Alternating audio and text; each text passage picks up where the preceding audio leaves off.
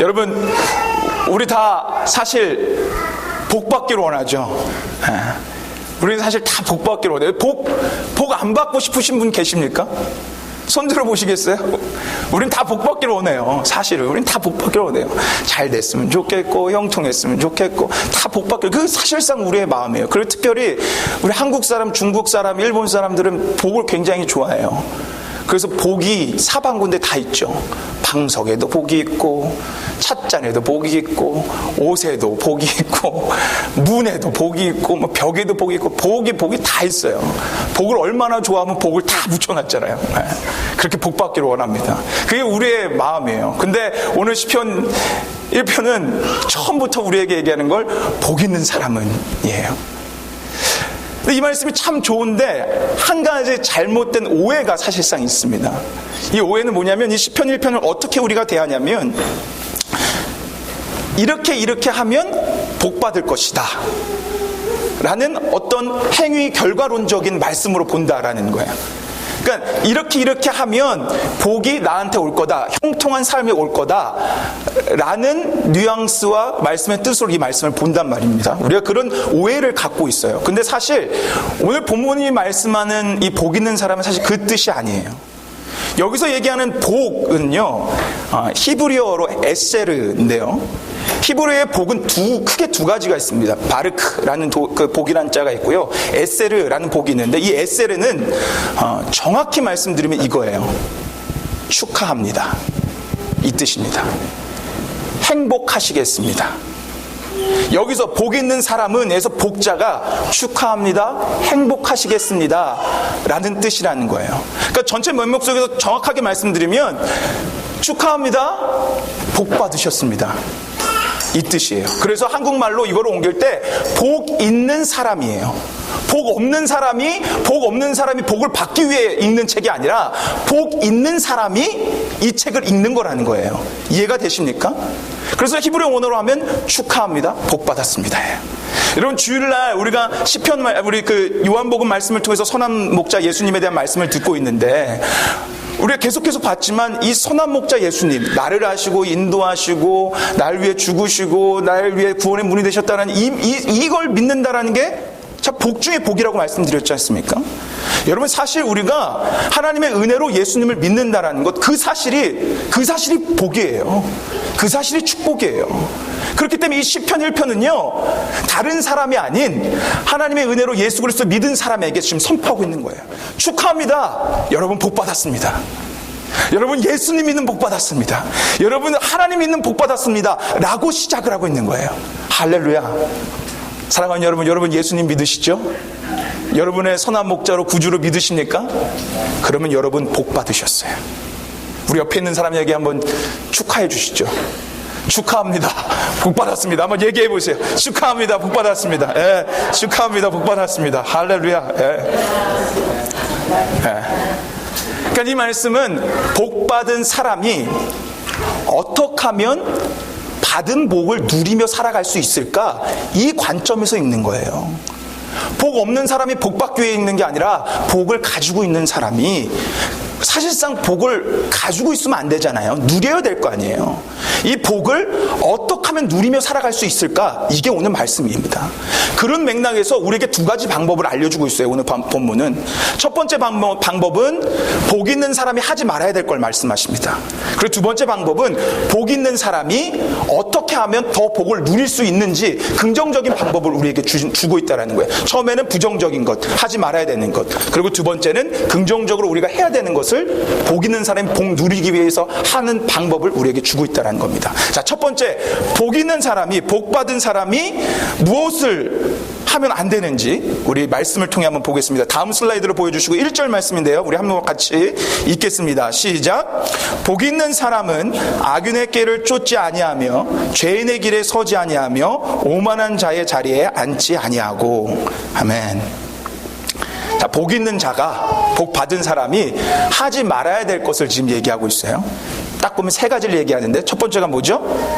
악인의 꾀를 쫓지 아니하며, 두 번째 죄인의 길에 서지 아니하며, 세 번째 오만한 자의 자리에 앉지 않는 것. 이 세 가지를 얘기하지만 사실상 한 얘기죠. 죄를 쫓아가고 죄를 좋아하고 죄를 사모하며 나아가지 말라는 거예요. 세상적 유혹, 세상적 소리, 어떤 세상적 그런 유혹 가운데 그걸 따라가지 말고 그곳에서 벗어나라라는 뜻입니다. 근데 오늘 이 말씀 가운데 우리가 주목해서 봐야 되는 단어가 있어요. 그 단어가 여기서 사용된 동사인데요. 자, 우리 다음 슬라이드를 한번 보여주시겠어요? 처음에 뭐라고 나오죠? 쫓지, 쫓다라는 단어가 나오고, 그 다음에 서다라는 동사의 단어가 나오고, 세 번째는 앉다라는 단어가 나오는 거예요. 쫓지 말고 서지 말고 앉지 말라는 겁니다. 한마디로 말씀드리면 이거예요. 이것을 조금 반대로 꼬아서 얘기하면 이겁니다. 우리가 복 있는 사람이 죄의 소리를 쫓으면 죄의 자리에 서게 되고, 죄의 자리에 서게 되면 아예 죄의 자리에 눌러 앉게 된다는 뜻이에요. 이해가 되십니까? 여기선 부정으로 쫓지 말고 앉지 말고 서지 말고 앉지 말라고 얘기했지만, 이걸 반대로 얘기하면 우리가 죄를 쫓아가면 우리는 죄에 언젠가 서게 되어 있고, 그러다 보면 아예 죄가 아무렇지도 않은 듯 그 죄의 자리에 눌러 앉게 된다는 말씀이에요. 근데 복 있는 사람은 그거를 피해야 된다는 겁니다. 제가 한국에서 아세아 연합신학대학교라는 신학대학교를 나왔어요. 저는 굉장히 제 모교를 사랑합니다. 제가 그 모교를 사랑하는 이유는 정말로 복음적이고 너무 정말 신앙적으로 훌륭한 학교이기 때문에 그래요. 제가 많은 것들을 배웠어요. 제가 신학교 때 시험 때면 무감독제를 실시했습니다. 이게 뭔지 아세요? 무감독제 시험 볼 때 아무도 없다는 거예요. 놀랍죠? 좋겠죠? 시험 볼 때 교수님이 없어요. 그냥 학생들이 와서 조교가 시험지 나눠주면 그냥 그 자리에서 그거 받아서 쓰고 다 끝나면 나가는 거예요. 우리 학교의 전통이었어요. 왜요? 아무리 교수가 없어도, 누가 지키는 자가 없어도 하나님이 보고 계시니까 하나님 앞에 정직하게 너희가 시험을 보라는 거예요. 그런 너무나 멋진 신학교를 제가 졸업했어요. 그리고 졸업하고 이제 리버티 미국에 와서 공부를 하는데, 제가 30살에 왔거든요. 늦게 영어로 공부하니까 참 힘들더라고요. 참 따라가기가 버거웠어요. 저는 사실 그런 신학교에서 공부를 해서 컨닝하는 것, 치링하는 것, 이건 진짜 죄고 안 된다는 걸 알고 있었습니다. 근데 참 놀라운 게요, 이건 저의 부족함을 여러분에게 고백하는데, 영어로 공부하기가 어렵고 힘들고 저희 그 신학교 주변에 그 한국어로 공부하는 그 신학생들의 어떤 모습들이 있었냐면, 영어로 공부하는 게 어려우니까 선배의 페이퍼, 선배의 시험지들을 같이 받아서 그걸 공유하는 거였어요. 그래서 페이퍼도 같이 베껴서 내고 시험도 같이 이렇게 해서 내고. 근데 그게 아무렇지도 않은 듯한 문화가 있었어요. 어떻게 했냐면, 우리는 한국 사람이니까 이 정도는 괜찮아, 이런 합리화가 있었어요. 처음에 저는 안 한다 그랬죠. 저 안 합니다. 근데 공부를 하면 할수록 너무 어려운 거예요. 따라가기가 힘든 거예요. 제 안에 욕심도 있는 거예요. 그래서 제가 어떻게 했는지 아십니까? 그 죄의 소리를 따라가기 시작했어요. 그래, 요 정도는 괜찮겠지. 조금씩 받아서 저도 하기 시작했어요. 그런데 더 놀라운 건요, 컨닝은 분명히 그렇게 정직하지 못한 거다라는 걸 분명히 배우고 알았던 제가요, 조금씩 쫓아서 따라가다 보니까 어느샌간 그 편에 서 있더라고요. 그리고 어느샌간 이 정도는 괜찮아 라는 사람으로 변해서 그 자리에 앉아 있더라는 얘기입니다. 하루는 기도를 하다가 하나님께서 그걸 깨닫게 해주시고 엄청난 회개를 하나님 앞에 했어요. 여러분, 죄는요, 쫓아가면 그게 당연한 줄 여기게 됩니다. 그게 서게 되는 거예요. 그렇게 서버리면요, 그 자리에 앉아서 그게 죄가 아닌 듯 느껴버립니다. 마지막에 보면 뭐예요? 오만한 자의 자리에 앉지 아니하고잖아요. 오만한 자의 히브리어 원어대로 보냐면요, 신선모독하는 자, 싱선모독하는, 하나님을 욕하는 자.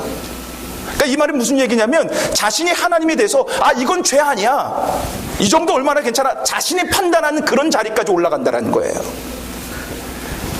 여러분, 제가 부족한 고백을 했지만 사실 우리가 삶을 살아가면서 이런 모습이 얼마나 많은지 아십니까? 요 정도 괜찮아. 요 정도는 우리 인간이니까 연약하니까 요 정도 괜찮아. 세상은 다 이거 오케이잖아. 뭐 한 푼 두 푼 이거 오케이지. 뭐 이성적인 관계 이런 거 오케이지. 이거 뭐 우리 괜찮아. 근데 그러다가 어느 순간 나도 모르게 제 편에 서게 되고요. 어느 순간 그게 당연한 듯 자신이 하나님이 돼서 죄를 판단하고 있다는 거예요. 이거 괜찮아. 이거 괜찮아. 지금 그걸 얘기하고 있는 거예요. 여러분과 저는 복받은 자예요. 복받은 자는요, 죄를 쫓지 않아야 됩니다. 여기서부터 시작이 되는 거예요. 죄를 쫓지 아니할 때 우리는 진짜 주신 복을 누리며 살아갈 수 있다는 겁니다. 오늘 본문은 우리에게 이 얘기를 하고 있는 거예요. 그러면서 두 번째로 얘기하는 거예요. 너희가 죄를 쫓지 않고 그러면 이제는 뭐를 쫓아야 되냐? 이 말씀을 우리에게 주고 있는데 그 말씀이 2절입니다. 자, 2절 말씀 우리 한번 같이, 우리가 무엇을 쫓아야 되는지 우리 한번 같이 읽겠습니다. 시작. 오직 여호와의 율법을 즐거워하여 그 율법을 주야로 묵상하는 자로다. 아멘. 네. 뭐를 쫓으라고 합니까? 율법, 즉 하나님의 말씀이죠. 말씀. 하나님의 말씀을 쫓으라는 거예요. 말씀의 중요성은 100번, 1000번 말해도 입 안 아픕니다. 그리고 수도 없이 얘기했어요. 말씀은 너무 중요해요. 왜냐? 우리의 믿음은 하나님의 말씀을 들으면서 나오거든요. 그러니까 여러분의 믿음은 말씀을 들을 때 생기고요. 여러분을 온전한 사람으로 변화시키는 것도 말씀이고요. 여러분이 더 나은 삶을 살아갈 수 있게 하는 것도 말씀이고요. 하나님을 바라볼 수 있게 하는 것도 말씀이고요. 하나님을 깨닫게 할 수 있는 것도 말씀이에요. 그래서 말씀이 가장 중요한 거고 그 말씀을 죄에서 떠나서 말씀을 따르라는 말씀을 우리에게 주고 있는 겁니다. 말씀은 계속 얘기해도 지겹지 않은 거예요. 근데 여러분, 오늘 여기서 그냥 말씀을 말씀을 읽어라, 말씀을 따르라라고 얘기하지 않고 먼저 앞에 얘기하는 게 있죠. 어떻게 하고 말씀을 읽으래요? 묵상하래요? 여호와 율법을 즐거워하고. 그러니까 말씀을 즐거워하면, 한마디로 말씀을 즐거워하면 말씀을 주야로 묵상할 수 있게 된다는 거예요.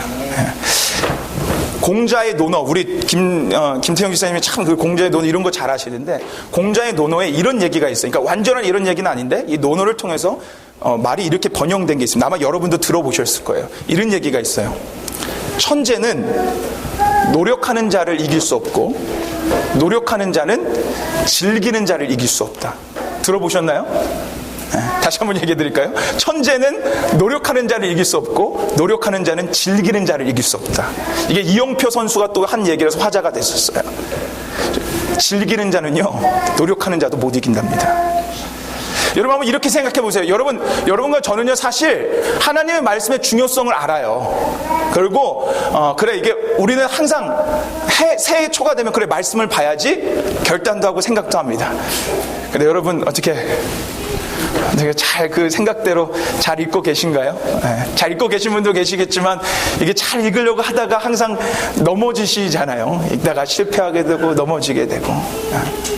우리의 노력도 즐기는 거 앞서는 안 된다는 거예요. 그럼 여기서 우리가 질문해야 되는 건, 즐기는 건 그럼 어떻게 하나님 말씀을 즐길 수 있냐라는 거예요. 어떻게 하면 하나님 말씀을 즐길 수 있냐. 여러분 보세요. 즐긴다라는 거는요, 우리의 마음 상태를 얘기하는 거예요. 외부적인 게 어떻게 나한테 다가옴을 얘기하는 게 아니라 즐거워한다라는 내 마음 상태를 얘기하는 겁니다. 이해가 되세요? 내 마음 상태를 좀 얘기하고 있는 거예요. 그러니까는 하나님 말씀을 즐거워할 수 있는 가장 큰 우선순위는 내 마음가짐이라는 거예요. 내 마음가짐이 어때야 되냐? 제가 양육반 할 때 이 묵상에 대한 얘기를 할 때 이 말씀을 함께 봤는데, 우리 시편 42편 1절 말씀 같이 한번 읽어보겠습니다. 여호와의 말씀을 즐거워하라는 건 우리의 마음가짐을 얘기하는데, 우리의 마음가짐이 이와도 같아야 됩니다. 우리가 같이 이 말씀을 읽어보겠습니다. 시작. 하나님이여, 사심이 시냇물을 찾기에 갈급한 같이 내 영혼이 주를 찾기에 갈급합니다. 아멘.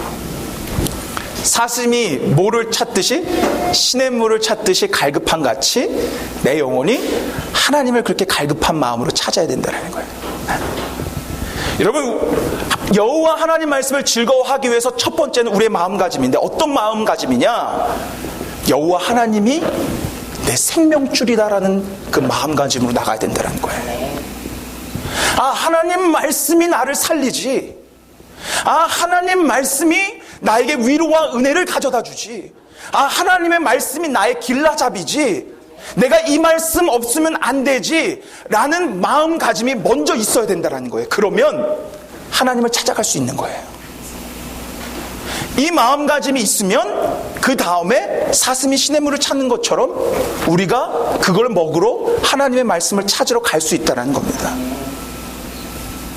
그러면 우리는 즐거워할 수 있어요. 물론 처음부터 즐거워하지 못하죠. 처음부터 어떻게 즐거워하겠습니까? 근데 우리가 이 마음을 가지고 하나 둘씩 하나님의 말씀을 찾아 나가면 우리는 무엇을 경험하게 되냐면 하나님께서 먹이시는 걸 경험하게 됩니다.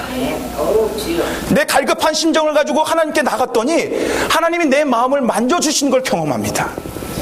나의 궁금증을 가지고 하나님께 나갔더니 내 궁금증을 해결해 주는 걸 경험하게 됩니다. 내가 어째 할 바를 모를 때 그 말씀으로 향했더니 나를 위로해 주시고 내 눈을 밝게 해 주시는 걸 경험합니다. 그러다 보면 말씀이 즐거워집니다. 그러다 보면 말씀이 즐거워집니다. 제가 지금 하나님 앞에 돌아오고 신앙생활을 하면서 큐티를 정기적으로 한 게 이제 9년째예요. 저 처음에 계속 하려고 노력했지만 매번 실패했었어요. 근데 지금은요, 설레는 마음으로 말씀을 대합니다. 사실 오늘 아침에도요, 제가 말씀 묵상하고 큐티하고 또 다른 그 글을 통해서 글을 읽고 할 때 저는 사실 굉장히 회복이 됐어요. 오늘 일이에요. 오늘 일. 오늘 말씀을 보고 다른 말씀을 보는데 제 지치고 심령이 있었던 그것이 말씀을 통해서 말끔히 회복이 됐다는 거예요. 저는 설레요. 전 내일도 볼 말씀이 설레요. 여러분이 마음가짐 가운데 이 말씀이 날 살게 해야지 하고 하나님 말씀을 다가가면 여러분 경험하게 되고 그게 계속되면 여러분 즐거워하게 됩니다. 할렐루야. 그리고 이렇게 즐거워하면 하나님의 말씀이 달콤해집니다. 여러분 설교를 들을 때도 마찬가지예요. 설교를 들을 때도 마찬가지. 여러분 설교는요, 사실상 설교자에게 가장 큰 책임이 있습니다. 가장 큰 책임은 설교자에게 있습니다. 근데 설교 시간을 100이라고 논다면 설교자의 책임은 70입니다. 그렇다면 여러분의 책임도 30이 있다는 거예요. 이해가 되십니까? 여러분이 설교를 들을 때마다 내가 오늘 정말 하나님이 주시는 그 말씀을 정말 단 한 가지라도 받아가겠다, 그 말씀을 꼭 듣겠다라는 마음가짐으로 여러분이 앉으시면 여러분 제가 욕하는 거 아니에요. 오해하지 마세요. 제가 개떡같이 얘기해도 여러분 철떡같이 이해합니다. 저 욕하는 거 아닙니다. 이거 속담이에요. 분명한 속담이에요. 제가 개떡같이 설교해도 여러분 철떡같이 이해해요. 그런데 여러분의 그 30의 마인드셋이 안 돼 있으면 제가 아무리 철떡같이 얘기해도 여러분 개떡같이 받아들입니다. 다시 한번 말씀드리자면 욕은 아닙니다. 이건 속담입니다. 우리의 마음이 어떻게 돼 있느냐, 그 얘기를 하는 거예요. 우리의 마음가짐이 주를 향한 그 갈급함, 그걸 향한 나아가는 그 마음이 있으면 하나님 분명히 말씀하십니다. 그럼 여러분 주야로 묵상하는 게 즐거워져요.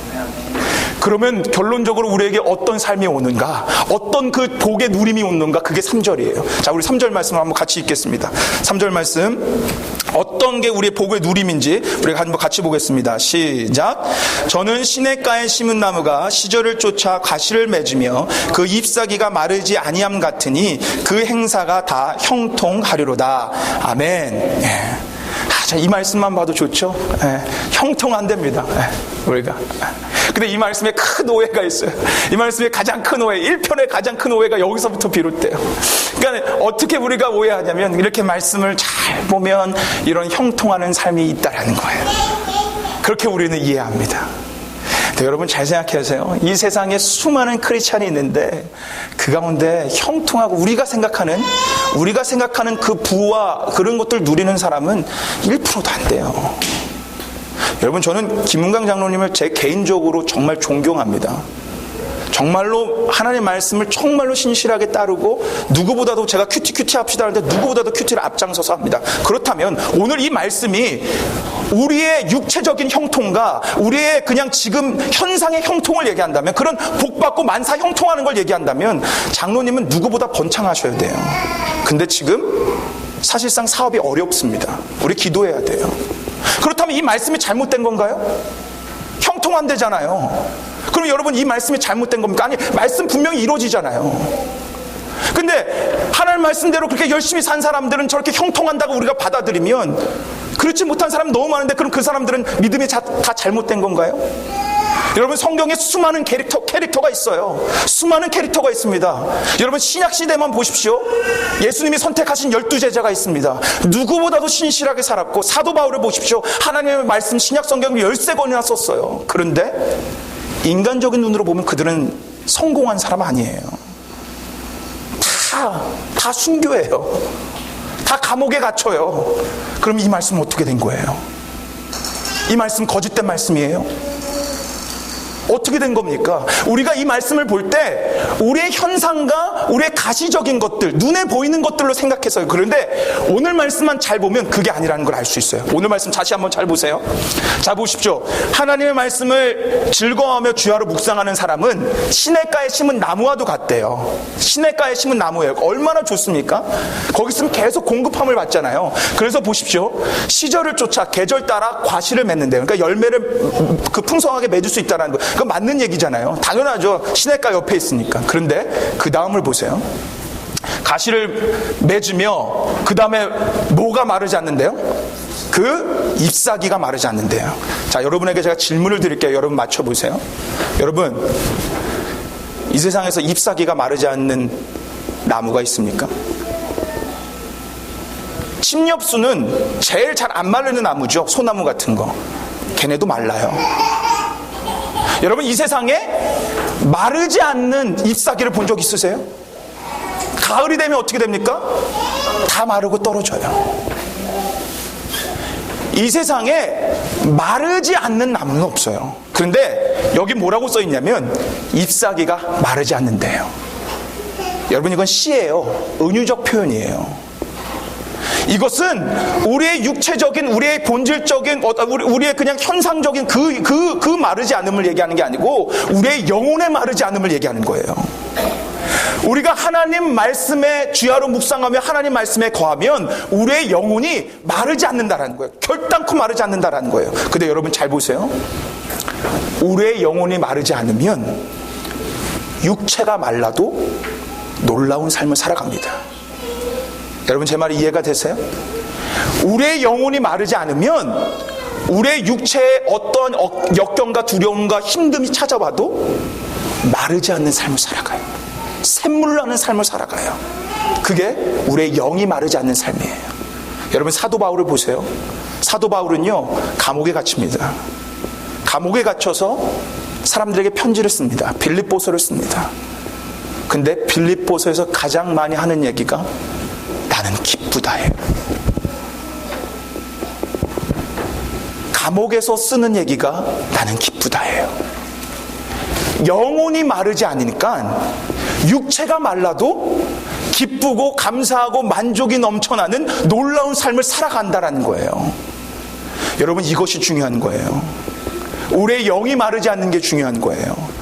오늘 어떤 말씀도 우리에게 예수님께서 말씀하셨어요. 내가 주는 떡을 먹으면 너희 줄이지 않고 목마르지 않을 거다. 그거 우리의 현상을 말하는 게 아니에요. 우리의 본질인 영혼을 얘기하는 거예요. 근데 우리의 영혼이 그렇게 마르지 않으면 우리는 현상의 이 삶이요, 어떠한 역경이 와도 다 이겨내며 감사하며 만족하며 살아갈 수 있어요. 여러분, 이 말씀이 이게 축복을 누리는 자의 삶입니다. 할렐루야. 여러분, 여러분의 영혼이 하나님 말씀에 거해서 마르지 않는 영혼이 되길 소망합니다. 여러분의 영혼이 마르지 않으면 여러분의 삶은 어떤 역경이 와도 이겨낼 수 있습니다. 여러분, 그거 아세요? 담임 목사를 하면 굉장히 걱정거리가 많다라는 거 아십니까? 담임 목사를 여러분 안 해보셨죠? 해보세요. 걱정거리가 정말 많아요. 그리고 저는 초짜잖아요. 어리잖아요. 얼마나 더 걱정거리가 많겠습니까? 걱정을 하고 걱정을 할 때 하나님 말씀에 거한 제 안에 있는 말씀이요, 저를 항상 찌를 때가 있습니다. 무엇을 염려하느냐? 염려가 너의 키라도 한자 자라게 하겠느냐? 아무것도 염려하지 말고 오직 기도와 간구로 너의 아래 것을 모든 지각에 뛰어나신 하나님께, 평강의 하나님께 아뢰라. 그러면 주 예수 그리스도께서 너의 마음과 생각을 지키시리라. 이 말씀이 제 안에 올라오잖아요. 그러면 놀랍게 제 걱정이 사라져요. 걱정이 해결됐다라는 얘기가 아니에요. 걱정이 사라져요.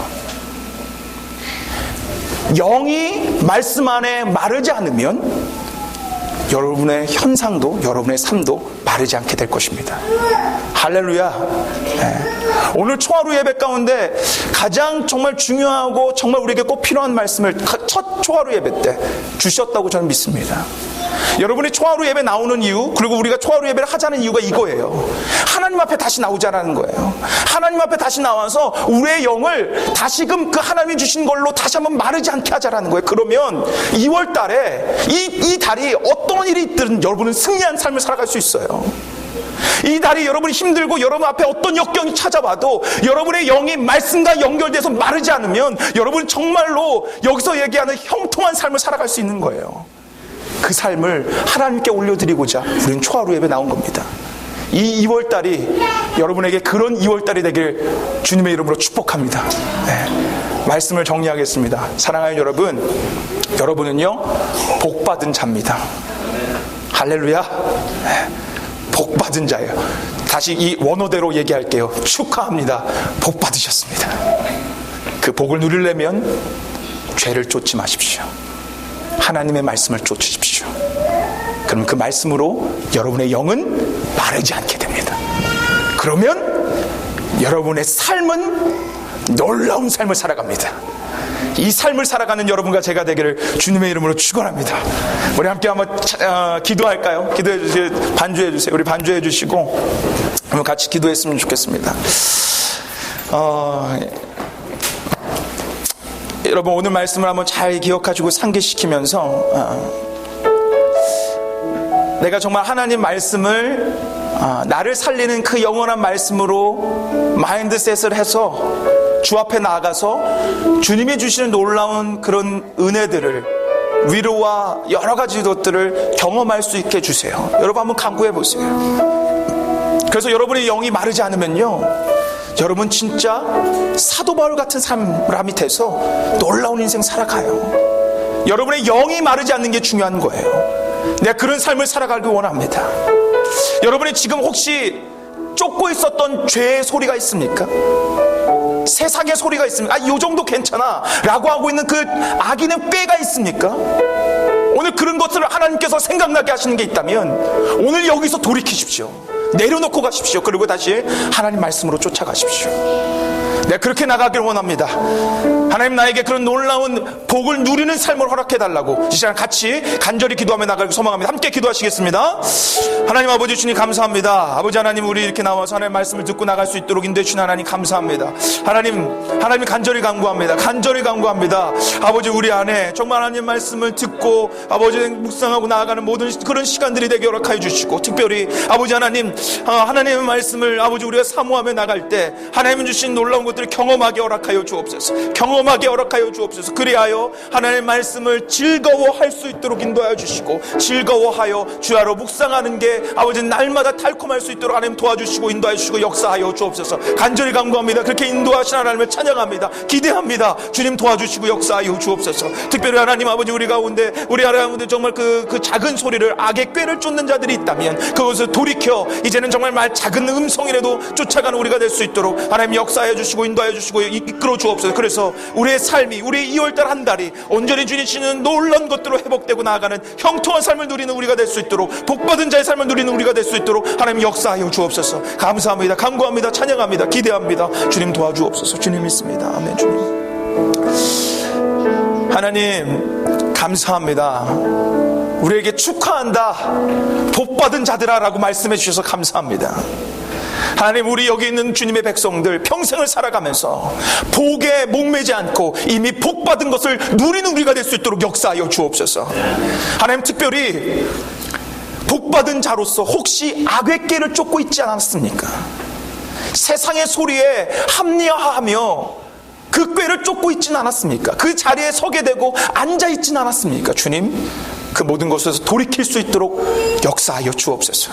알려주옵소서. 깨닫게 허락하여 주옵소서. 그래서 이제는 갈급한 심령으로 하나님의 말씀을 찾아 하나님이 주신 놀라운 것들을 경험해 여호와의 말씀을 즐거워하며 주야로 묵상하는 우리가 될 수 있도록 주님 역사하여 주옵소서. 그래서 우리의 영이 마르지 않게 허락하여 주옵소서. 그래서 우리의 영이 마르지 않아 우리의 육체가 말라도 강야와 같은 삶을 살아가도 메마르지 않는 그런 샘물나는 인생을 살아가는 우리 모두가 될 수 있도록 주님 축복하여 주옵소서. 감사를 드리오며 우리에게 축복한다고 말씀하시는, 복 있다고 말씀하시는 우리 주 예수 그리스도의 이름으로 기도 올리옵나이다. 아멘. 감사합니다. 우리 반주해 주시고요. 간사님 뒤에 보면 저 2월달 우리 기도 제목 그 카드가 있습니다. 그거를 한번 좀 나눠주시면 감사하겠습니다. 초하루 예배 때는요, 여러분에게 제가 하나 훈련을 드리고 싶은 게 있어요. 기도 카드를 이제 여러분이 나중에 이제 다 저기서 받아갖고 들어오셔서 여러분이 작성하십시오.